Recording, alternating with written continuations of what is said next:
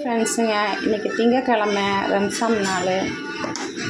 நான் இன்றைக்கி செய்ய போகிறது உருளைக்கிழங்கு குழம்பு.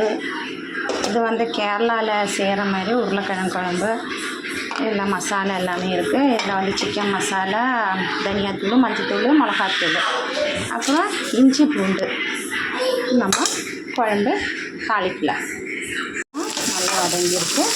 நம்ம இந்த மசாலா எல்லாம் போட்டுக்கலாம்.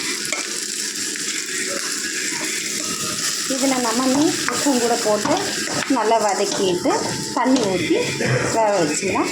இதில் கொஞ்சம் தேங்காய் பால் வேணவங்க தேங்காய் பால் ஊற்றிக்கலாம், இல்லைன்னா அப்படி விடலாம். நான் கொஞ்சம் தேங்காய் பால் ஊற்றிடுவேன். நம்ம இதில் கொஞ்சம் உப்பு போட்டுக்கலாம், தண்ணி கொஞ்சம் ஊற்றிக்கலாம். அவ்வளோதான். நம்ம இதை மூடி வச்சிடலாம்.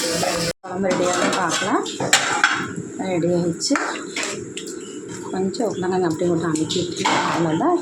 இதில் நம்ம பால், தேங்காய் பால் ஊற்றிக்கலாம். அவ்வளோதான் ஃப்ரெண்ட்ஸுங்க, குழம்பு ரெடி ஆகிடுச்சு. இன்றைக்கி எங்கள் வீட்டு காலையில் டிஃபனு உருளைக்கிழங்கு குழம்பு, அப்புறம் இட்லி.